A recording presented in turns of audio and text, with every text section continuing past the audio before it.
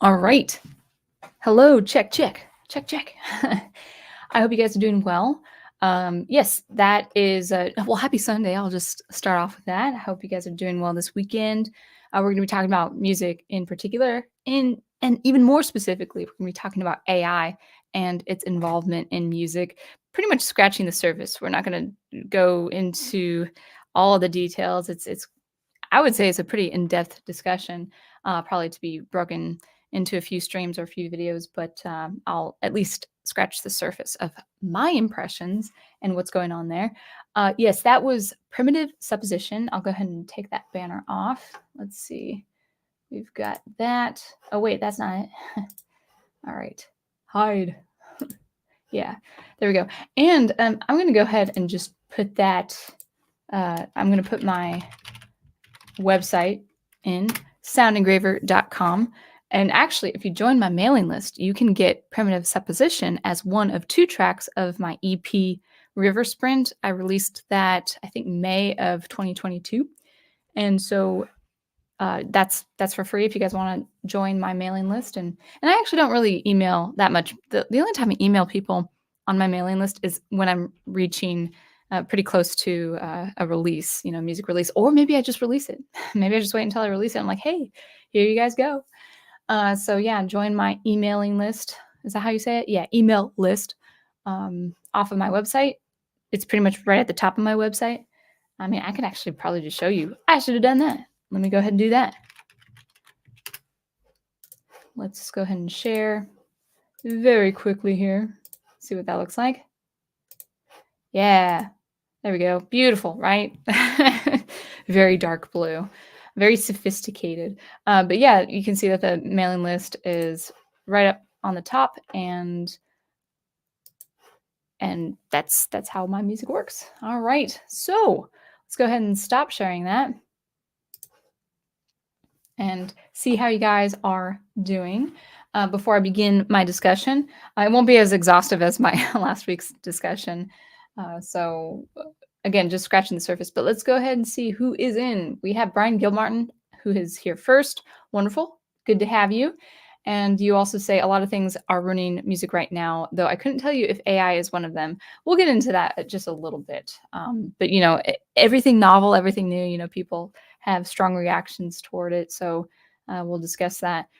I have my wonderful channel member, my one and only, but not one and only channel member anymore. I've got 3 channel members. Looking forward to your thoughts, love. Thank you, my prof. And you say the music sounds good, which is great. I need to add more tracks, more of my original tracks. StreamYard can't actually have the whole track sometimes because there's a storage limit, so that's unfortunate. But I try to get you a little preview of what's, what my previous music is. And then we've also got Big Al Presents. Thank you for wishing me a good stream. We've got Aloise. I think I said that right. Yes, welcome. And we also have Spidey Rules. Thank you for joining my stream. This is my first time viewing a Sound Engraver stream. I hope it's relevant. It's not pop culture that much anymore.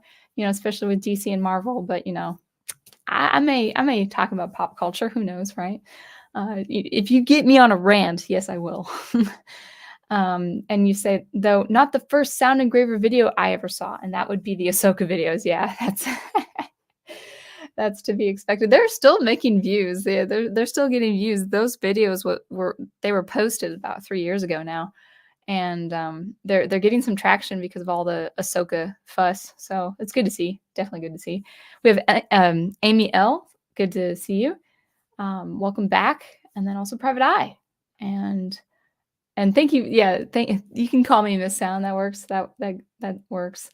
And I think that's all the viewers so far. So thank you guys for joining me.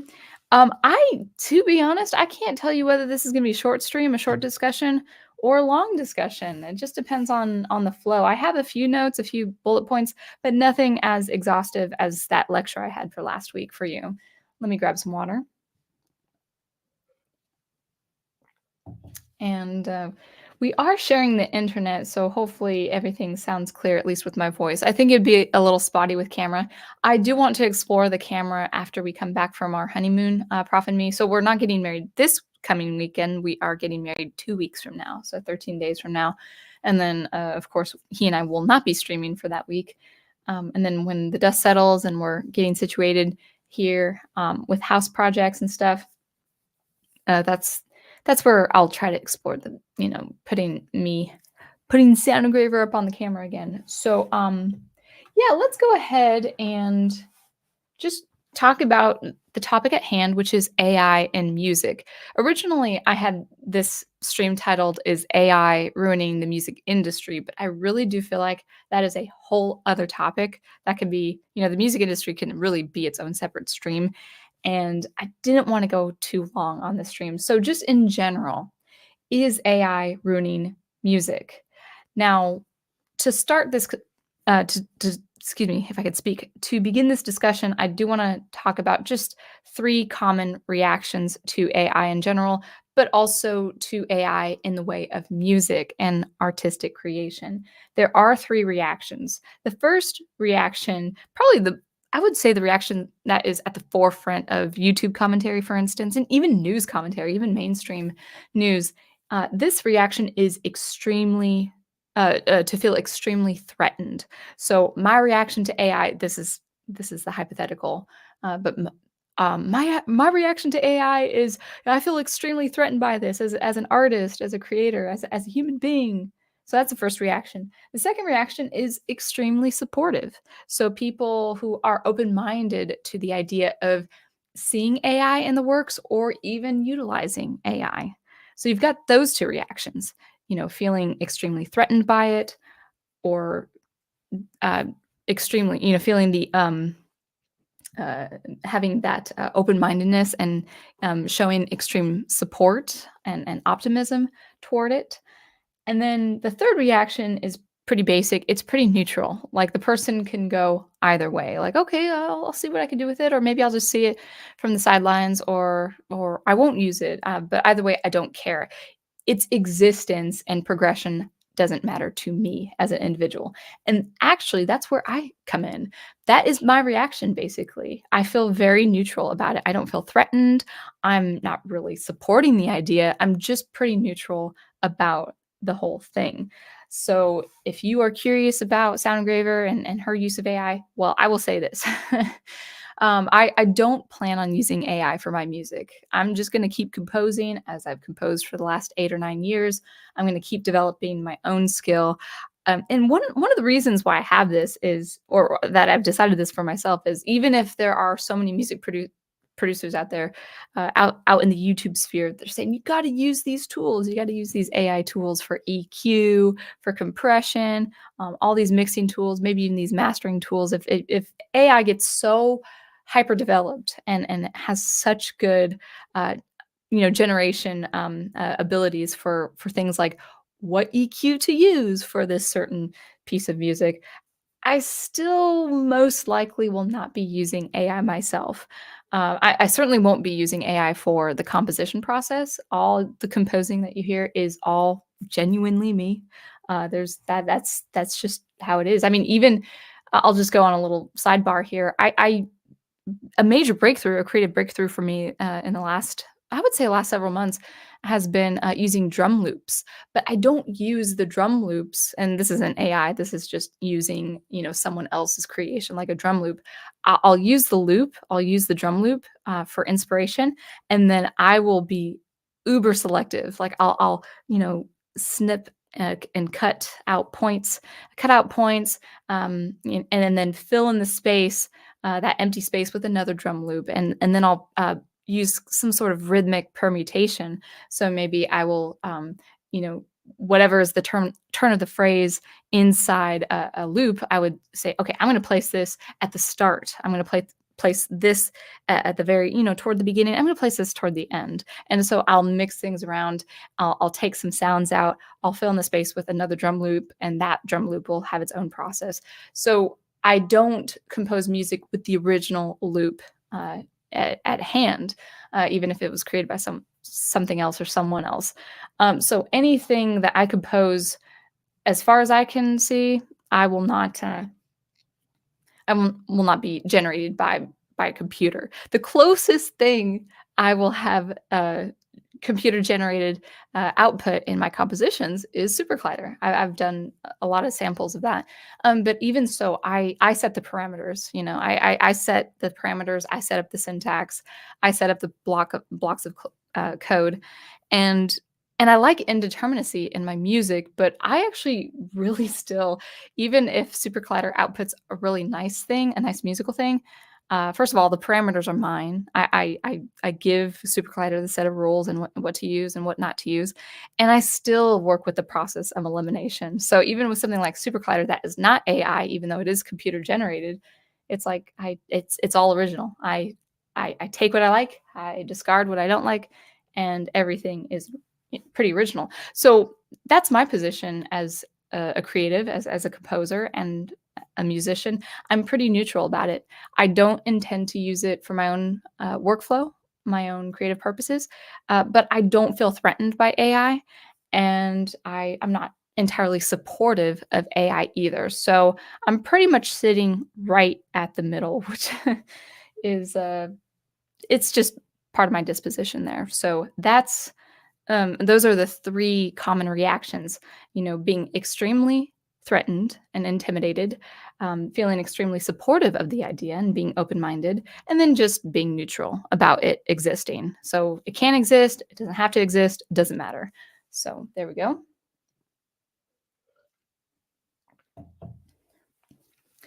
So, breaking down those reactions, I want to tell you who feels threatened first, and then maybe who supports it, and maybe a few other points of discussion before getting into the chat. So, those people who feel threatened, even extremely threatened, are more or less, I would say, I've been looking, I've been kind of looking at some videos and seeing the general demographic of those who are threatened by AI. And it really comes down to major players of the music industry.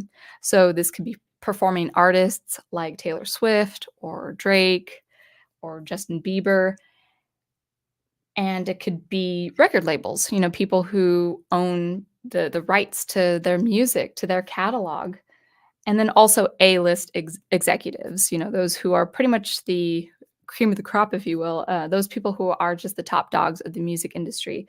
These are the people, that the major players, the cream of the crop, as so to speak, and those who are pretty much the top dogs of the industry. And one reason for that is the current discussion of AI actually has to do with AI taking the likeness of the person's voice. So, for instance, someone can take Taylor Swift, for instance, take her voice and throw it in an AI generator, and you basically can generate, based on all sorts of data, all sorts of input, you can generate either just exclusively her voice singing another genre, another person's tune, or just maybe effectively replicating her production, how she writes melodies, how she writes lyrics, how she does a drum kit, how she does a bass line, what instrument she uses for her style, her voice there. And so that's more of a legal issue. How much is Taylor Swift, for instance, being compensated if someone else's AI generated program can take her likeness and redistribute it? So that is a legal problem. I don't know what they're doing about that, but that actually could hurt the pop sensation for the worst. So a lot of people are coming out and saying, "Hey, this is, like we're making, cents on the dollar anyway with things like streaming and stuff like that. So this is even worse for us because AI is using our likeness. In this case, it's our voice. Of course, there's been recent things, and I don't know if this is AI in particular. You guys have to correct me if this is not the case, but with technology like deep fake, taking the likeness of an older actor or a deceased actor and taking their likeness of, from what they looked like in the 1970s, for instance. I kind of have problems with that myself, but there have been celebrities in Hollywood, for instance. I think it was James Earl Jones. I think if I remember this correctly, he had given rights to his voice, his the likeness of his voice, and that is his personal decision. I'm not for that myself. If he had done that, indeed. But so we're working with the visual aspect of it, but with the AI aspect of it, you can put Drake's voice and create a whole new song and whole, Chat GPT or whatever it's called. I have not touched that, and people always talk about it, ad nauseum. But run his voice with a new set of lyrics, maybe lyrics he would never dream to write himself, and then he might not be compensated for it, because that's his voice. So like, hey, I should get paid for being presented in such and such way because that's my likeness, that's my voice. And so the people who excuse me, the people who feel threatened most by this AI generation and the progression and sophistication of AI are the top dogs, the major A-list players in the music industry. And just kind of to further an example of this, I had listened to some commentary on this, and one video actually put out a sample of Michael Jackson singing. He's rapping to this Ice Spice music, this Ice Spice number, and it was the first time Michael Jackson sounded boring to me. So, this generation, this AI generation could really be on the decline as far as production value. It's like, why? That is the first time Michael Jackson ever sounded really, really dull to me. It was awful. It was so bad. But it was making the point. The video was making the point that even people who are deceased, like Whitney Houston, Michael Jackson, and all these people, okay, so yeah, they've long been gone, but they have an estate. They have a trust, in some way. Where is that compensation going to, and is it fair, or is there illegal activity involved and all of that? So yeah, I would say, who supports it? Well, I'll give you a couple examples. One is a tangible example. I was listening to or an actual example rather. I was listening to Rick Beato and his YouTube. He does these great interviews with these legends, these musical icons, and I believe one person who, with this him, discussing AI, I believe it was Bjorn Ulvaeus from ABBA, who is, maybe he's not showing direct support, but he's very open-minded when it comes to adapting to the new technology. And his band, that band's, ABBA's been around forever, and he's still like going along with the progression of technology. So it's not every musical celebrity, it's not every musical legend speaking outright against this, but so, because I wanted to give that example too. There are people who are, top tier, huge icons, giants of the music industry, who are showing support with this new technology, probably in the way of just finding ways to make revenue and also improve workflow and all that. So that's someone who may support it. Also, just in general, artists who maybe more or less are independent, they I have seen support toward AI changing the game as far as workflow. So let's say you are an artist, you're a songwriter who really doesn't have the mixing chops, only because you don't have a really good ear. I mean, yeah, melody, harmony, chords, how to sing, you have a good tone in your voice, you have your own style, but maybe you just really don't have that ear for training for EQ and volume and presence in your tracks. And you've been up until this point, you've been hiring a mixing engineer or a mastering engineer. And while you appreciate the work and the ear of the engineer, maybe it would behoove you to kind of invest in your time in the learning curve of learning an ultra sophisticated AI that could teach you, or it can show you, like, oh, with this sample here, with your voice here matching that pop of the snare there and that bass line there, let's try this EQ. And maybe it's something you like. Maybe it's something you like that you would just not even have come up with yourself. So there are benefits, I would say, where AI is good in that regard. Now, going back to me, I just love my ear. I don't want to toot my own horn, but I have a really good ear. I don't have the greatest sense of smell. Maybe not even the greatest sense of taste. Maybe not even the greatest eyes. But I have an incredible hearing. And it did come with training, though. It came with training with my musical education, ever since, fourth grade. But it also came from just 8 or 9 years of practicing my own craft. Your ear, however good it is initially, it comes with experience. And I hear things I didn't even hear a few years ago. So yes, it takes some ear training on your own. I'm not saying you're instantly good. I'm not saying you can instantly pick it up even with a good ear. But for someone who might not trust their ear as much, like they'll send it to an engineer. Yeah, they'll. I think the AI would know what to do with a delay effect, a reverb effect, maybe a certain list of like a preset. It would come with a list of presets for a female vocal track or a lower baritone vocal track or something like that. So we're already in the sphere there where people are developing the AI to do that. One second here. All right. Now, just a couple of points before I get into the chat.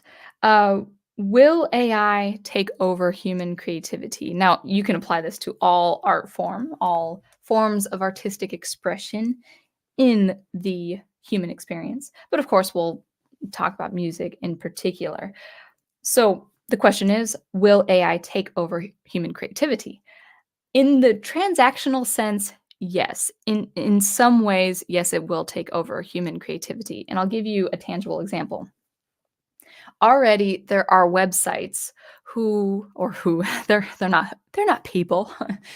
But already people are launching websites with AI generated music and sound libraries. So I think I've tuned into like 3 or 4 of these websites that have their own list, their own catalog of AI generated music for commercial uses.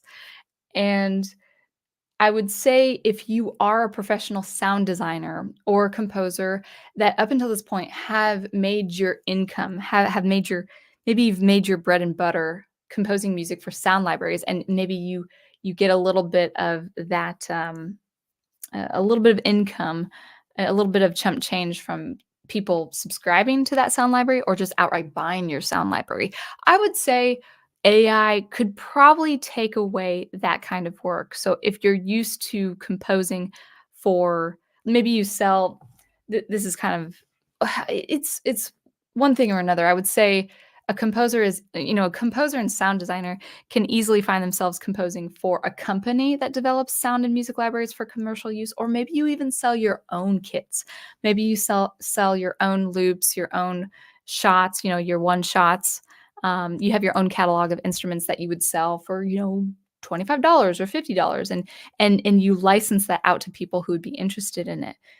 That I would say, on the one hand, I think that will still continue. I think producers will continue creating and generating originally, humanly, if you will. I think people will continue generating their own sound and music libraries. But if AI more or less produces good music, I mean, even if it's not good music, because these websites, like the music composition was awful, but it was manageable. Like it was, I think people could tolerate it for ad use, right?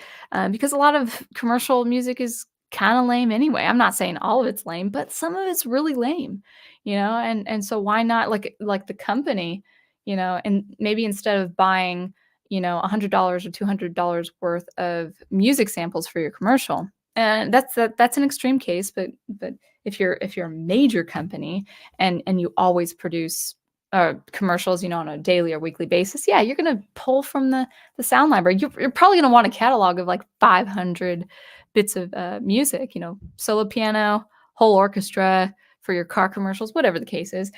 If AI is even passable when it comes to music composition, people and you only have to I would say subscribe to it for 99 cents a month or $3.99 a month. Yeah, that company is gonna not even bother with the sound libraries that cost, a good $100 to acquire, to get that license for. So I would say your work as a sound designer and a composer for that media might might change overall. I think the more sophisticated AI gets into generating music, I would say it's not great so far from what I hear, but it is passable. Some people, but even if it's not even great, people who aren't musicians or people who just want to get a sample track fast for their show or their podcast or their commercial, they're not going to care. It could be. I have heard literal garbage when it comes to music composition for even a Nissan commercial, you know, So I think yes, in the transactional sense, in the business sense, there are things where AI is going to forever change that industry. And so the sound designer and composer, they're going to have to come up with something else. They're going to have to find revenue in some other way. For me personally, I love producing original music. And yeah, I would probably produce music. I could see myself producing a music for music, I should say. I see myself, well, I would say I could see myself. I don't plan on seeing myself doing this. It's not in my game plan um, from what I could see. But yeah, I could see myself composing for a rate for an independent game, uh, computer game or otherwise. If it's a good enough game with a good story, good premise, and good gameplay, absolutely. Especially in the science fiction world, yeah, I could see myself do that.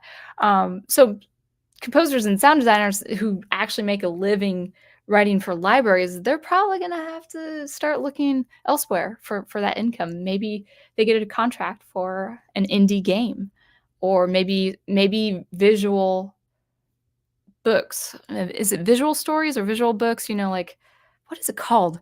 But where you see, it's not a movie, but it's like a visual presentation of a comic or graphic novel or something else. Maybe you provide the music for that when that media, starts getting more and more popular. So you have to adapt and you have to accommodate and you have to find where else your music and your creativity and your sound design, where it could fit, where it can function in the business world. Now, in the artistic sense, so the question, I'm going back to the question, will AI take over human creativity? In the transactional sense, yes. In some way or another, that's going to forever change the industry. But in the artistic sense, no. And I will speak from personal experience. Thank you, Andreas Hernandez and Nine Breaker. Thank you. Visual novel was the thing I was looking for. Yeah, composers can write music for visual novels. Yeah, exactly. So, in the artistic sense, no. I don't believe AI will ever take over human creativity. And speaking from experience, in the last several months, I know I have not been releasing any music, and I apologize. I've been busy. I got 2 part-time jobs that are pretty involved, and I'm preparing to get married. So, yeah, I'm too busy to be releasing music. But come 2024, I will be releasing music. I think it's going to be a very exciting year releasing electronic music. And in the last few months, for the little time I have working on my music, I've been involved in maybe between 10 or 12 tracks. Some are going to be singles, some are going to be tracks for maybe a 2 to 3 track EP album, and then some are going to be for full length albums, 7 to 8 to 9 tracks. And I've been working with these different tracks. And I have to say, some of these tracks are just getting me so excited. Like I'll listen to them in my head, driving to work. It's a sunny morning. I just feel happy. Some of these tracks are really upbeat. Some just work so well. And there are chords that I'm so glad I've chosen. There are lower voices in those chords, not really a bass line, but like lower voices in those chords that go a certain way, that match the rhythm, that match the color of that instrument in such a way that I don't think an AI generated thing can produce. I don't think a computer could produce such a thing. Maybe by accident.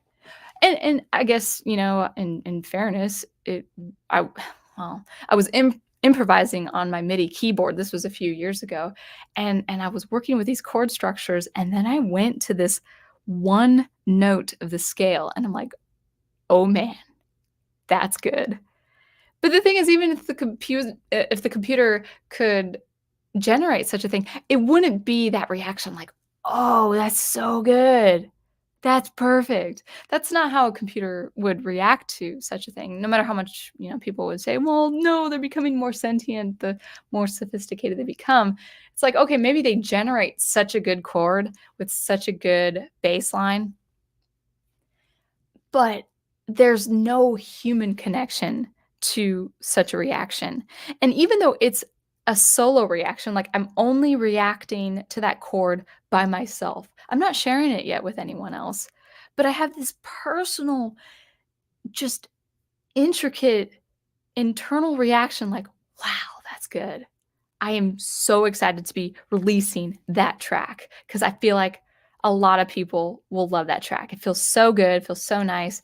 And that's a very much a personal human reaction to this creative process. So, sure, on the one hand, I will say, yeah, a computer could, even by accident, based on the input it receives, maybe it receives all my music and say, oh, this artist has the tendency of using these chords, this bass line and stuff like that. Yeah, no doubt, no doubt, I can see an AI generate such a chord, such a harmonic loop, such a drum loop or whatever. But it's like it would do such a thing and then move on. Whereas when I first played that chord, I have like 3 chords. Yeah, like, no, I have 2 chords. I know. Like, I'm talking arbitrarily now to you guys, but, like, I hear the track in my head, got these 2 very warm, lush chords, and then I just hit a low voice on that 3rd chord, and it is perfect. It's so awesome.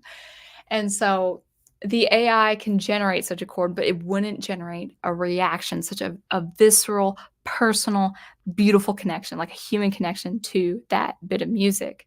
And so right now, in my experience with this track in particular, yeah, it's just me. It's just me reacting so wonderfully to this track. But I have such faith that I'm going to connect with other people. Maybe like a handful of people. It doesn't have to be like millions of people, but like I feel like other people are going to get what I get. Like, yeah, that works so well. So well.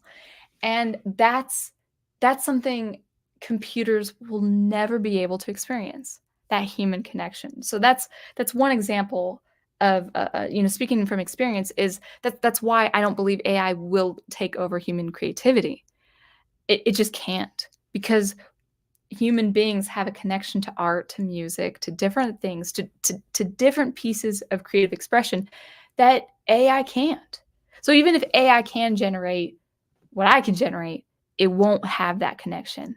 It won't it it simply will not have that personal connection that I have as an artist.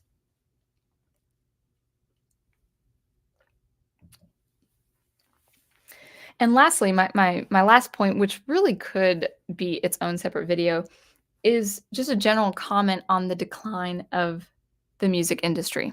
So the decline of the music industry.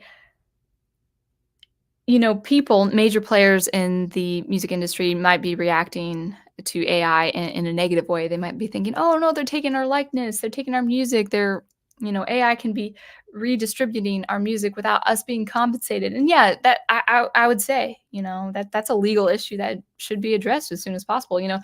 I do believe there should be a distinction of this is an original Taylor Swift album. This is Taylor Swift AI. Like, if you can categorize that, I think that would really benefit. If you can categorize that, that would really benefit the listener, the viewer, and also the artist and the record label themselves. But I would just say in general, the negative reaction to AI is not a real new thing, and I'm not even talking about AI in particular.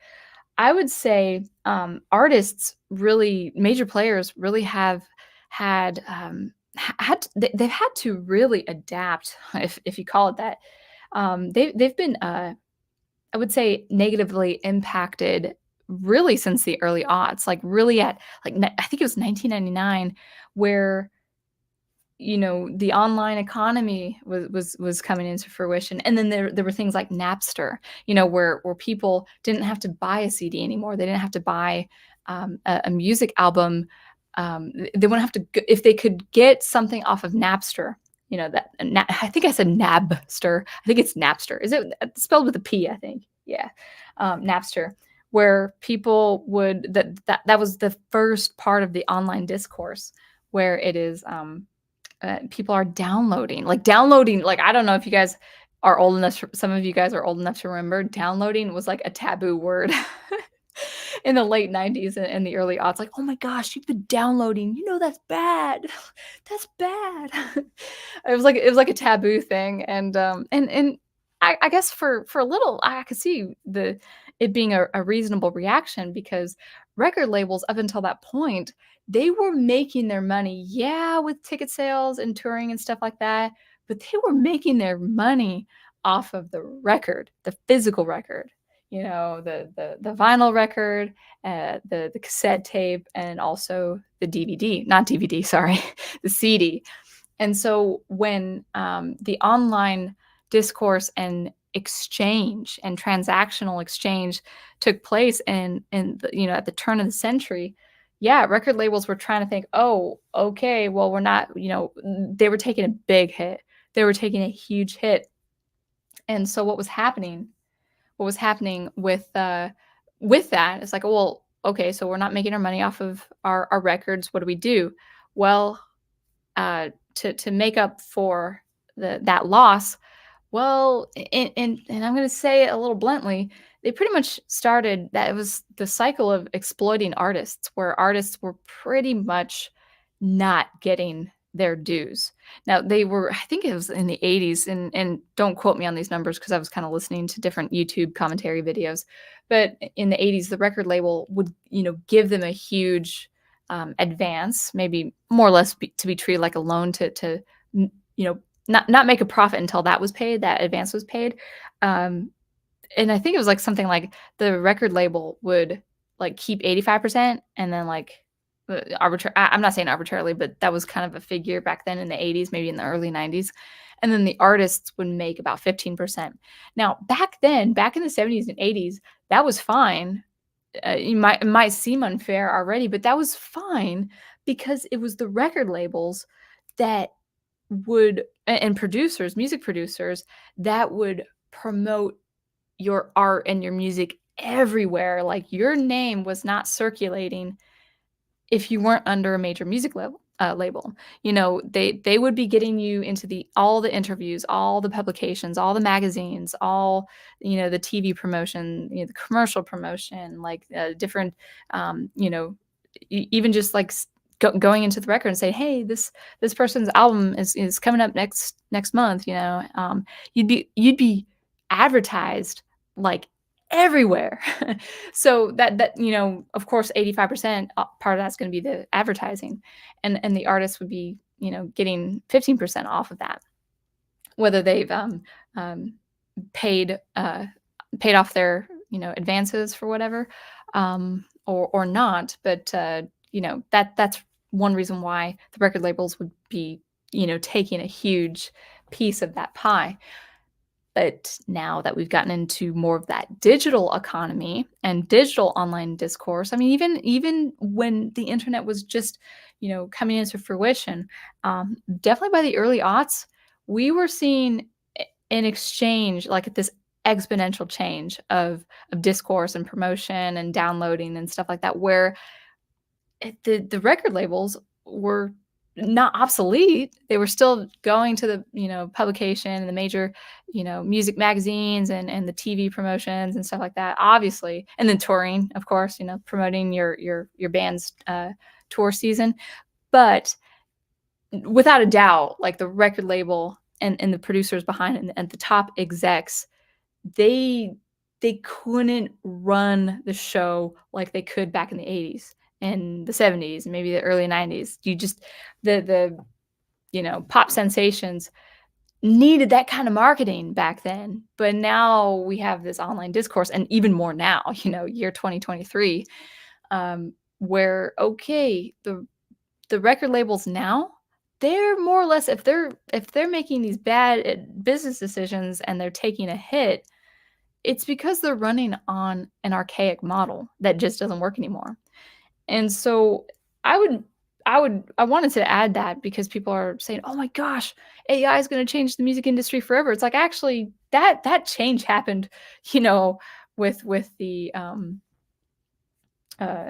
oh gosh, what is it called? What was introduced in 2007? Because 'cause I'm not an Apple user besides my computer. Oh my gosh, sheesh. The iPod? Gosh, I am forgetting. But anyway, that major thing, the MP3 player that was, introduced, 2007, 2008, that really changed the game, and then even before it, Napster and the whole downloading discourse, that really caused the records to lose their sales, and I'm sure a lot of stores, just because of that, a lot of record stores had to close because no one, people, if they could download it for free, they would. This whole, this whole physical, excuse me, excuse me, this whole physical media battle is nothing new now. Like we talk about streaming war. Can I talk? We talk about streaming wars and you know, um, you know, getting that physical media from, uh, the likes of old Disney movies. Because we don't want to uh, trust, the elites of Disney behind the Disney Vault or Disney Plus and stuff like that. Yeah, we talk about it presently, we talk about streaming, but the whole physical media battle with the, physical versus digital was definitely on the rise in 1999. iPhone, thank you. iPhone. I never had one, believe it or not. I never had that. I just I listened to music when I was at school. So anyway, so AI, if it's ruining the music industry, like if it is ruining like the top tier A-listers, well, I would say, yeah, it's gonna continue to progress. That decline is gonna continue to progress if they keep running off of an archaic model. But the whole decline of the music industry wasn't because of AI. If people make that argument, that's not true. It was when when people were able to start downloading for very cheap or free. That's when it started. So AI is, I don't think, all in all those notes that I gave you, all that insight that hopefully you call it insight, all that I gave you, I'd say AI is not ruining music. I will always keep composing music. I mean, even if everyone decided to say, I'm listening to AI, I think it's better than the stuff we're getting now. And you got composers like, I'm composing with AI. It's like, I'll still always, always be composing original music, not generated by AI. The closest thing, the two things that are closest, and actually, one thing is SuperCollider. And SuperCollider is not AI. You build the syntax and the parameters for SuperCollider. So it's pretty much a symbiotic relationship between computer and human being. And then the closest thing I would get to not original music, which is not true, is using things like drum loops. I don't use melodic loops. I don't use bass loops. I like the closest thing I use as far as loops and created by another company or another sound library is drum loops. That's it. I don't use anything else really. And even so, I don't use all of the loop. Like I will pretty much modify a lot, if not all of it, to make it my own. So that's my promise to my listeners is all my music is based on my own. Sure, yeah, I use Logic Pro instruments. I modify those instruments too. But yeah, it is genuinely sound engraver. It's not sound engraver as generated by AI. So that concludes my discussion on AI and if it's ruining music, and I don't think it is. So that is my take on AI and music. let's go to the chat.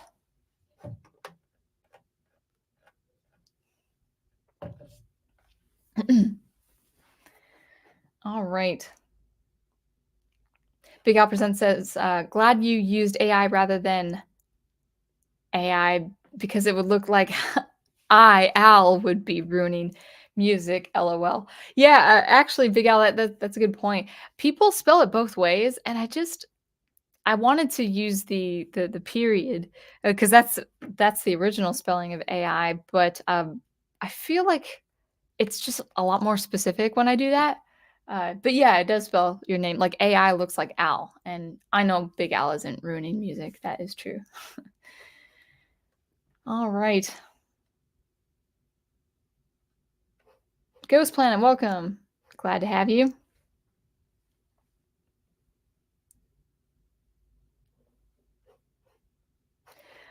Spuddy Rule says, I remember when Gray Delisle, is that how you pronounce the last name?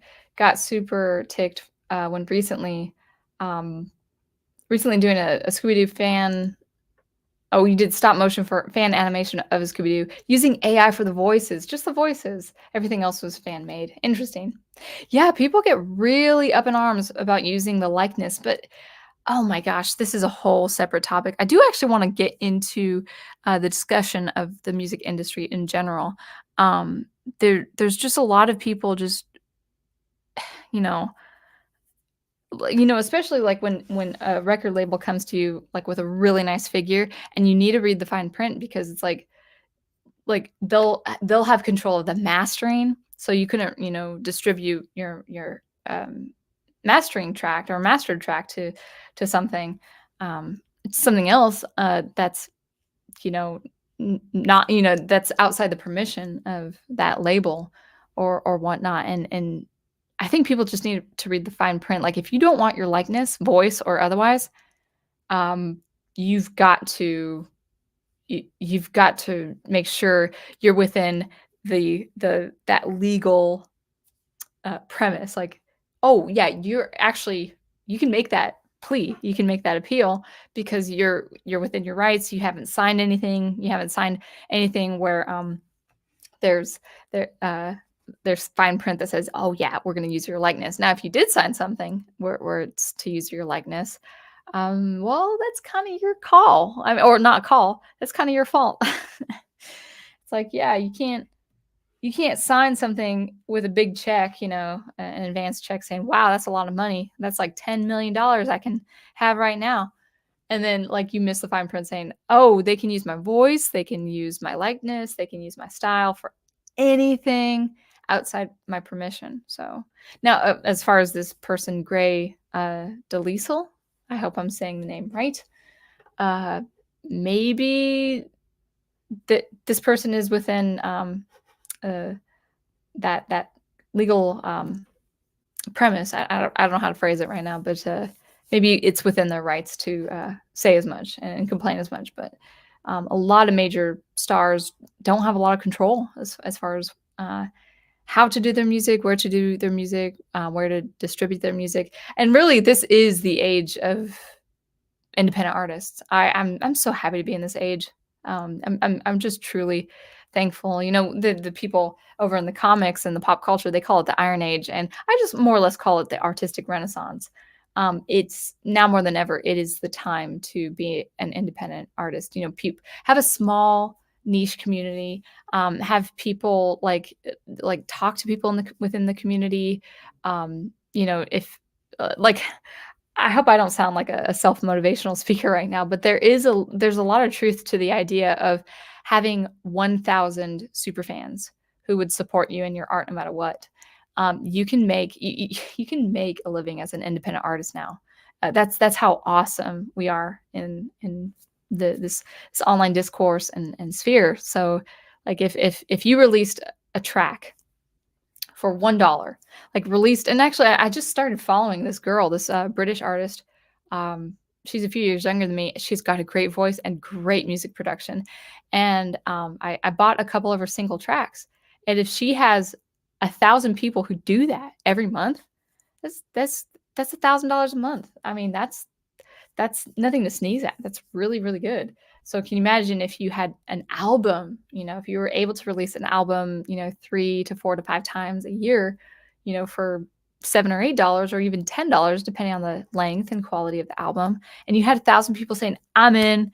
I love your music. I want to support you." That's that's that's nothing to sneeze at. That's money. That's awesome. And then you have a personal connection with those people, because they like you as a person, and they like you with your music, with your creative experience, or with your art in general. I'm talking about music today, but like that's there's so many good things in the age we live in. We can complain all we want about social media and stuff like that, but man, it's the time of the independent artist. It is not the time of the celebrity. It's not the time of being a pop sensation. People even more than it was 20 years ago, even more than it was the time of Britney Spears or Justin Bieber when he first started. Like even more now, pop stars are selling their souls. They are selling all their artistic liberties to these producers and these record labels that are pretty much exploiting them. So yeah, I do not have to be famous. If I can bring joy with my music to 1,000 people, that is totally reasonable to achieve. Might take years to achieve that, but I value my music. I value my creative expression, and I think a lot of people value the same for whatever art form they're trying to promote. And so I'm very optimistic when it comes to music creation. People could say, "Oh no, AI is going to take over human creativity." It's like, no, not where I'm concerned. Not from where I'm concerned. I'm really happy to be in this age with the digital economy that we have now.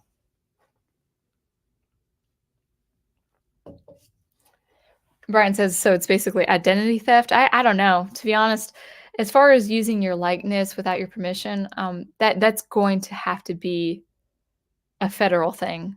I'm not one for regulation as far as government is concerned, but there is a line that you cross when you are using a person's voice. Like you're using that person's voice to say something or to sing something that they would never sing, that they would never say, because that's an example of I wouldn't say, well, I guess you could use to talk about the topic of defamation.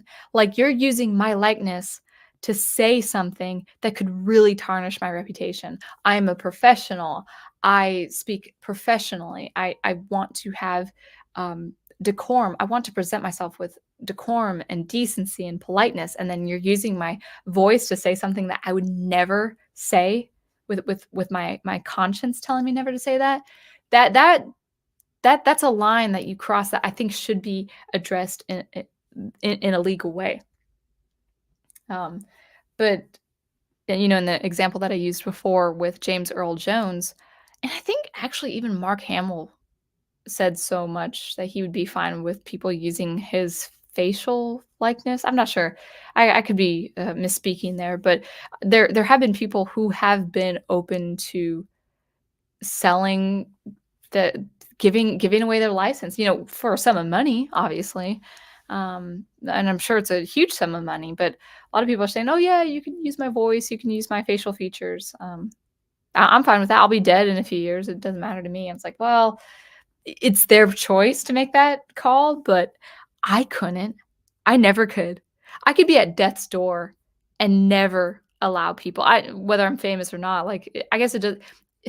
I know it's a different world with very famous people, especially with a very famous voice. Like you can't replace James Earl Jones's voice. You can't. It's kind of like I use the example. You cannot recast Ernest. Jim Varney, he's Ernest. No one else can be Ernest. But my point there is, even if I'm not famous, that there's something sacred about who I am as a person, who I am as an individual, and I speak that for all individuals. Like you are sacred as a human being, the sanctity of life, and then the sanctity of your own integrity as an individual. And I don't think people should muddy that up and say, well, there's no harm that's going to come to me or whatever. It's like, okay, it's your decision.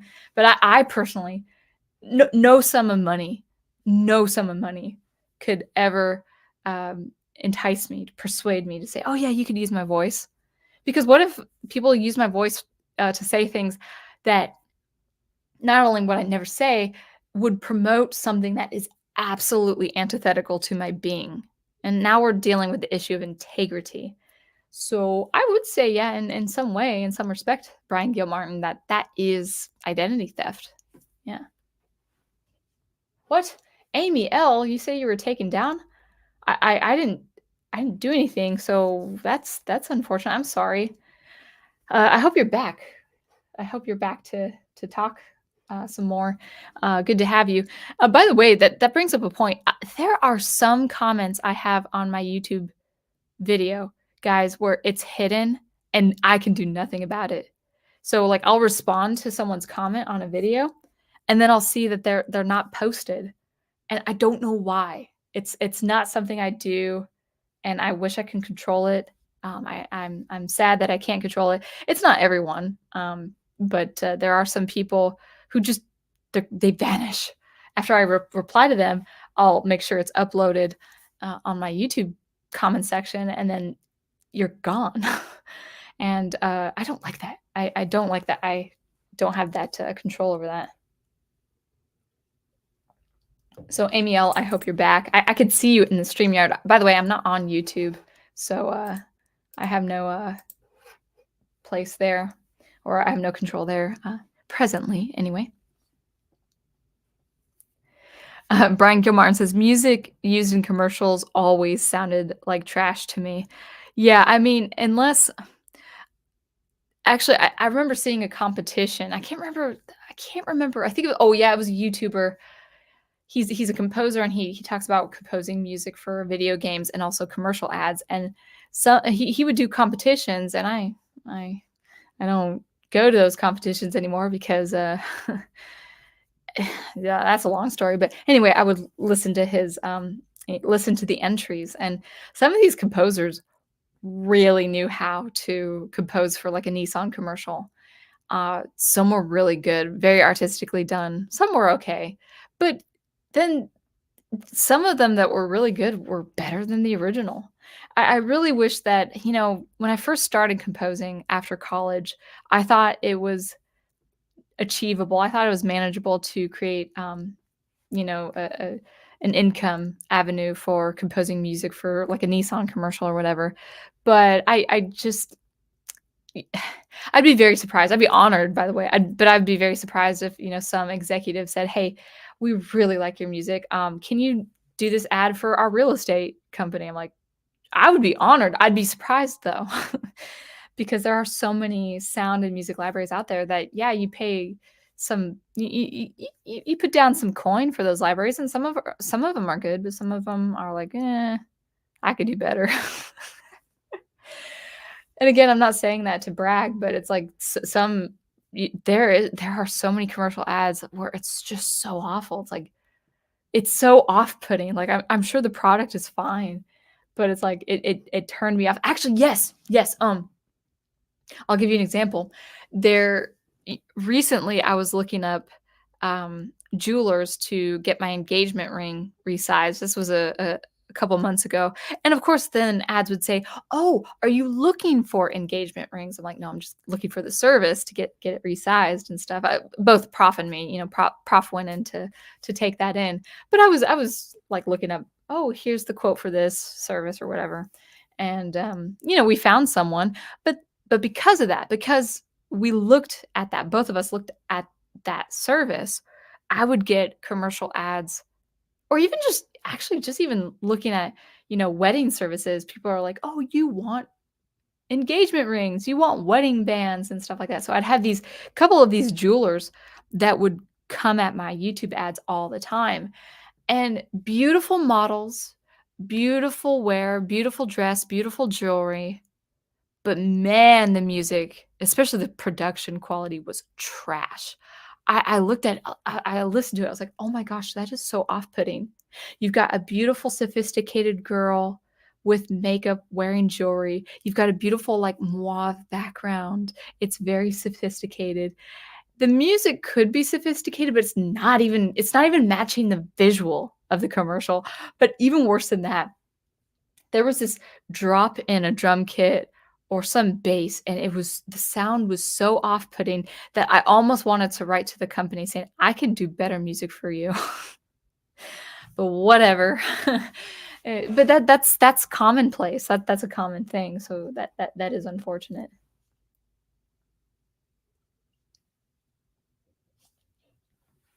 Amy L says, in some places, music and commercials can be good, though. When I was small in my birthplace, a good number of pop songs were actually written for commercials.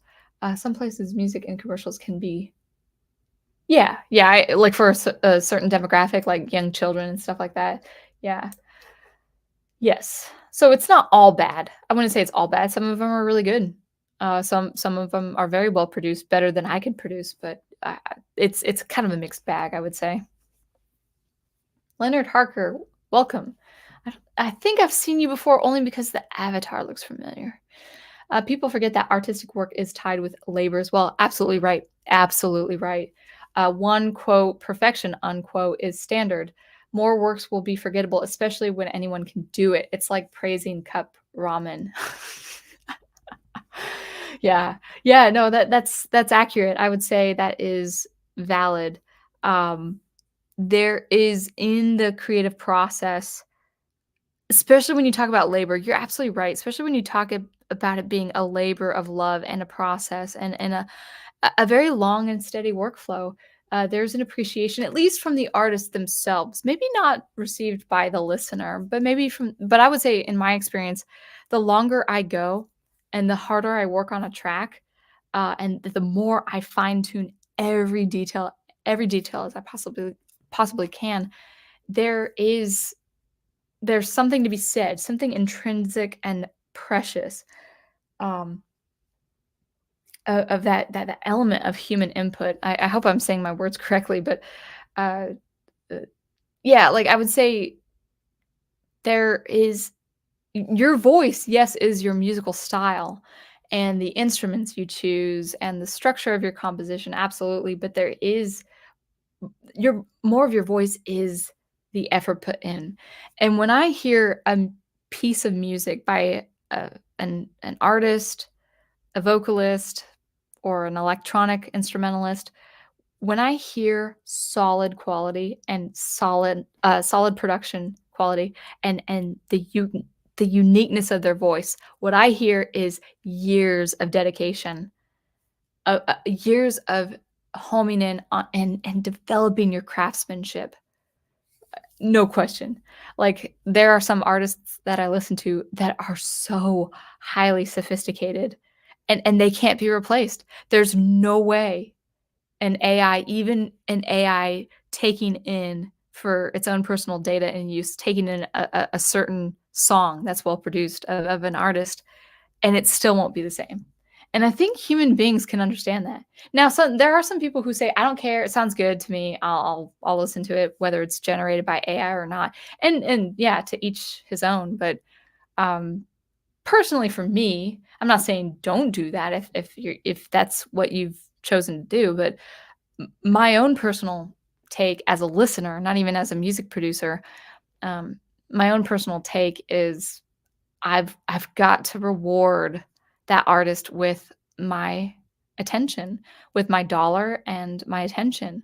And actually, this kind of I'm kind of saying this right off the bat, kind of just speaking off the cuff here, but I think I would like to present different artists to you that I do like. Like, maybe I would start a stream or a video with an artist recommendation or a song recommendation. Something that is wonderfully produced, high quality in the production, in the music composition, in the performance. I'd like to do that the more I listen to more artists who are independent, but who are also making a living with their art. Gosh, it's so exciting to see. I love it. I love it.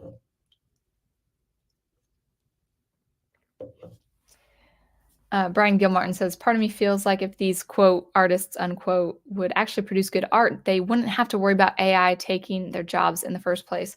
And that is pretty telling. I would say if people came up to me saying, well, you make music, you release music, maybe you get a couple dollars, maybe get some change from that. Are you worried that AI is going to take over that? I'm like, no, I'm just not worried about that. I really am not. Even if I don't make a lot of money producing music, I I highly value the artistic creation.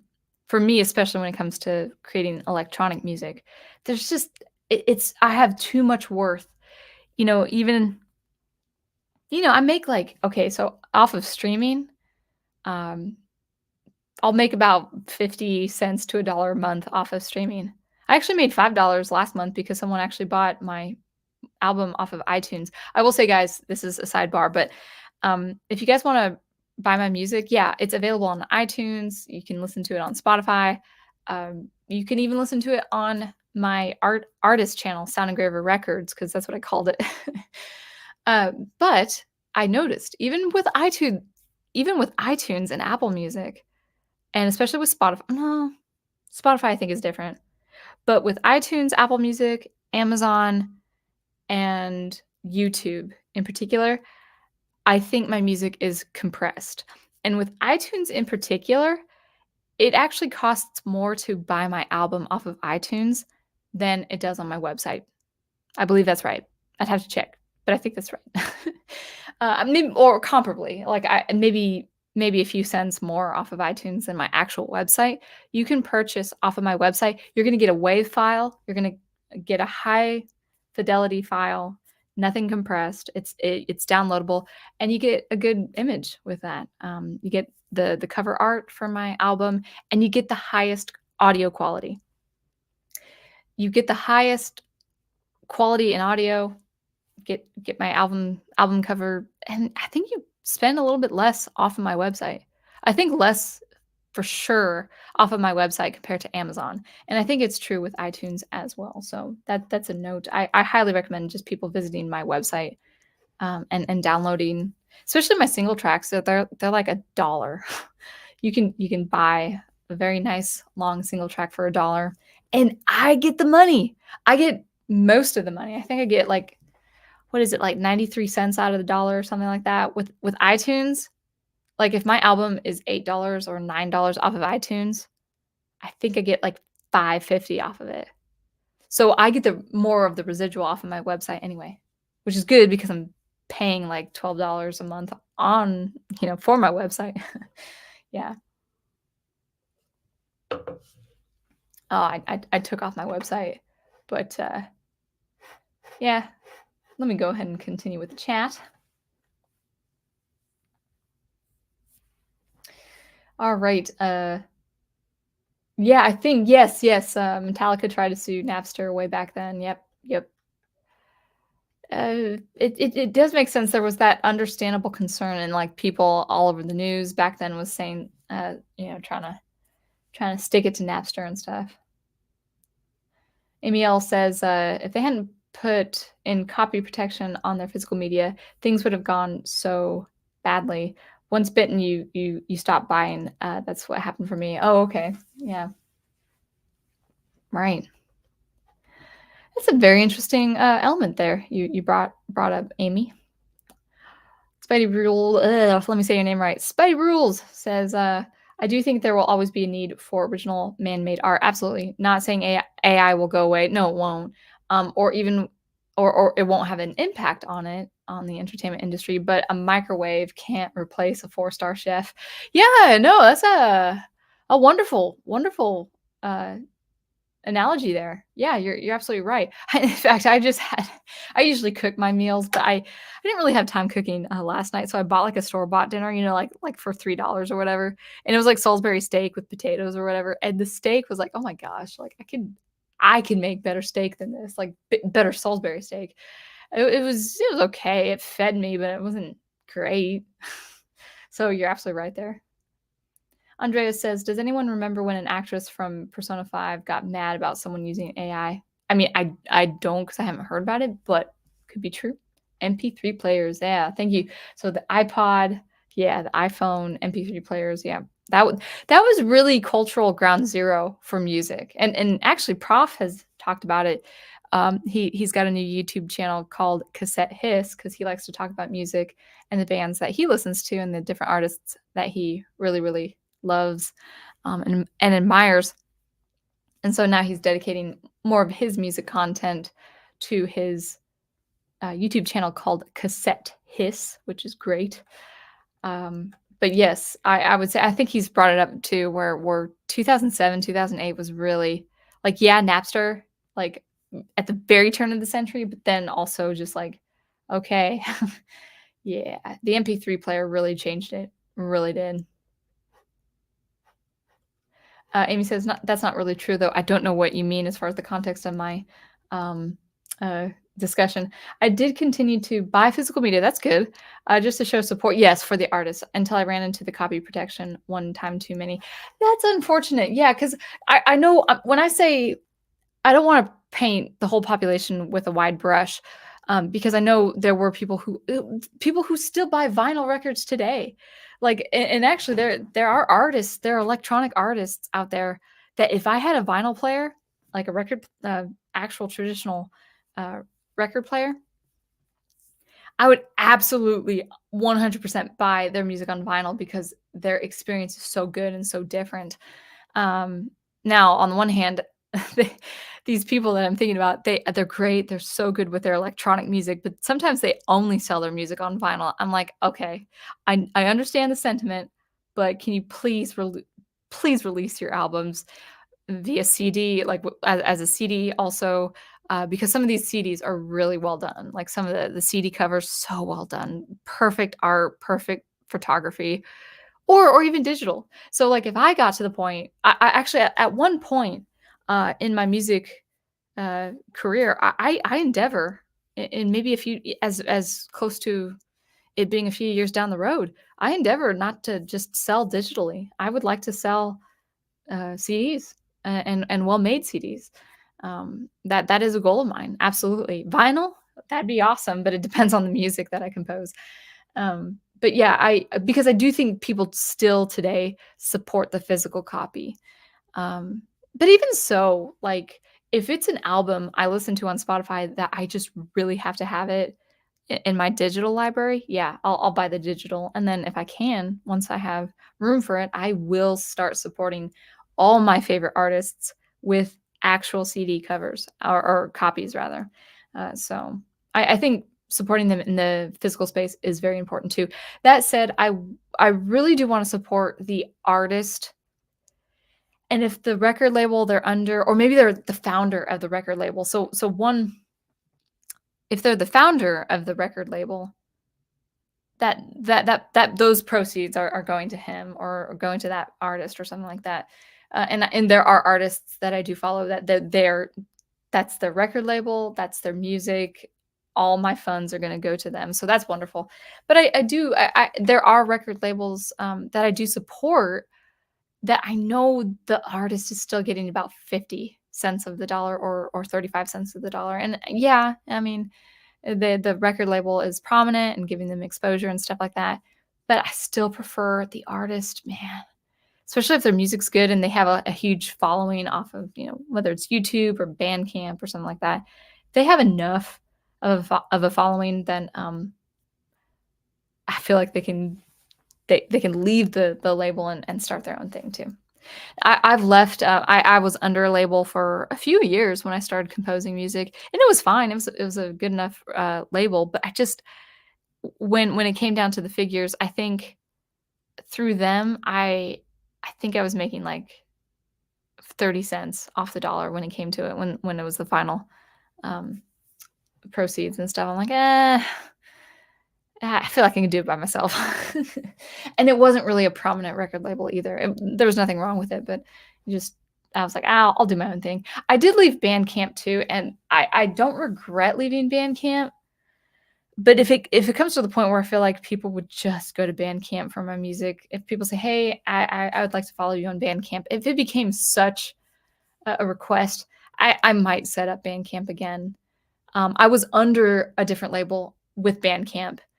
Bandcamp, though, man, takes a lot out of the artist, and I would just always rather direct people to my website if that's possible. And I'm found on Spotify. I go through DistroKid, so I'm found on all the streaming platforms. And if people are interested, they can see where I am on my website. So if I'm just trying to get my website the main thing, but it just depends. Yep.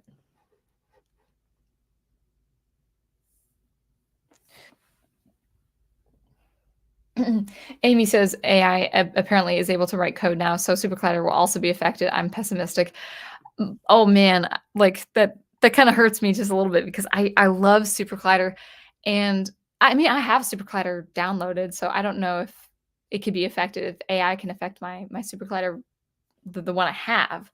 Um, I hope it doesn't break that wonderful relationship, that dynamic relationship between composer, sound designer, and the computer, because SuperCollider is wonderful. It's years in the making as far as the learning curve for me. I'm knowing a few things. I'm going to start my SuperCollider videos again November and December. That's the goal after the dust settles and getting married and stuff like that. But I have such high respect for what SuperCollider can do, and maybe AI would improve it in some way. I'm not sure. Um, but I wouldn't use the AI aspect. If AI is integrated, man, I would hope it's a UGen. I hope it's like a separate unit generator that you don't have to write in the syntax, or unit generators you actually put in the syntax yourself. So like if it's a UGen, if there's an AI unit generator, that's fine because I wouldn't put it in. I wouldn't use it. But if it's like built in the audio server and interpreter, ooh, I don't know. If it's a very intrinsic part of the local aspect of SuperCollider, I don't know. I'd be a little suspicious there. So I'm still going to remain optimistic though. Ninebreaker says AI is just another tool. Yeah, I agree. But overuse will make creators complacent. And I'll bring up this point too, Ninebreaker, based on your comment, is maybe let's take it in the visual aspect. I think AI would be really good for concept art piece, like a concept art piece to inspire the artist. So let's say you're a storyteller. Maybe you're working with a graphic novel or maybe an independent film, and then you have a certain mind, like you have a certain look to your world. Like let's say someone entrusted me to a certain short story of Isaac Asimov, and I were a filmmaker, and provided that I had the rights to, I would use the AI generation to put in a very specific look that I know would look unique to Asimov, based on the text of Asimov, based on just the world building in general. And then I would use that art generated by AI as a concept piece to take it to a real artist, or just a real visual artist or cinematographer, however that looks, visually speaking, or a visual effects artist. I would take it to a visual, effects artist and say, hey, this is what I have in mind for this Asimov short story that we're adapting to film. That's the only way I would use AI if I was a filmmaker, or even a graphic novelist or something like that, something in the visual space. I would say, unfortunately, and it might change as we go, as the years go by, but you can tell, and I think RJ made this point too from the Fourth Age, you can tell it's AI generated. And even if it looks good and it's high quality, it's still AI generated.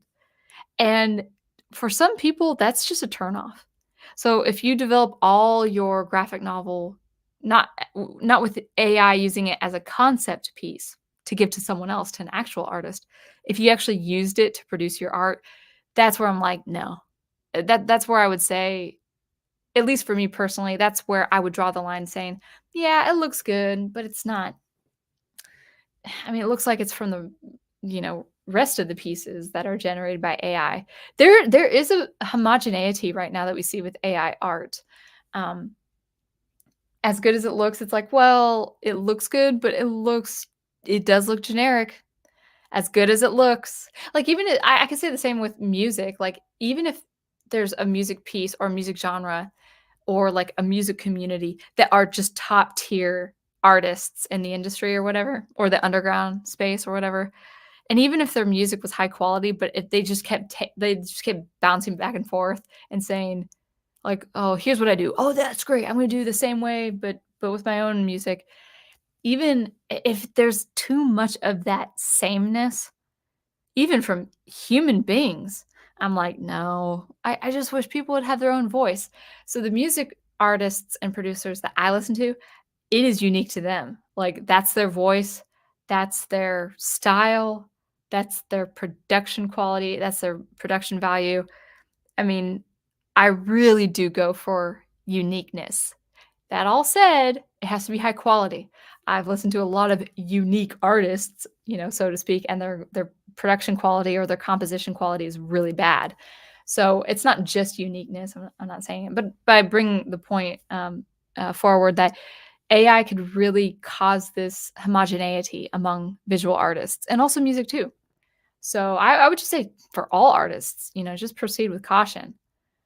Just proceed with caution.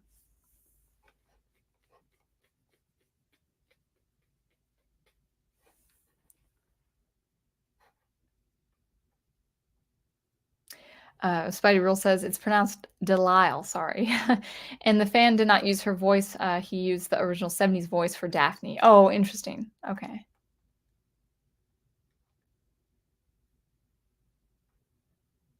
Brian says celebrities have really lost their appeal in the 21st century. It's been going that way for a while, and the internet kicked it into overdrive. Yeah, I agree. That's what's happened. Yeah, this is true. It's so important. I'm gonna bring it up. Yeah, if someone had my likeness of voice, someone could say that I think Ahsoka Tano is the best character in Star Wars, and even that can be taken out of context right now. But no, no, that's not true. And then I would file you know a claim on defamation. Like, that's not me. Oh, Amy said, okay, so Amy's correcting me, saying you meant that Rick Beato, that video you mentioned, has why? Why was that taken down? I feel bad for Rick Beato. I've only learned of him pretty recently because I didn't really follow music people on YouTube for the longest time. And he creates so much value as far as the music space. He's so down to earth, but he's really talented. He's a talented musician, and he brings on board people who have been in the game, been in the scene for decades. And there's so much value going on with his YouTube channel. And man, that video that I had seen, that was like that was posted like 2 or 3 weeks ago.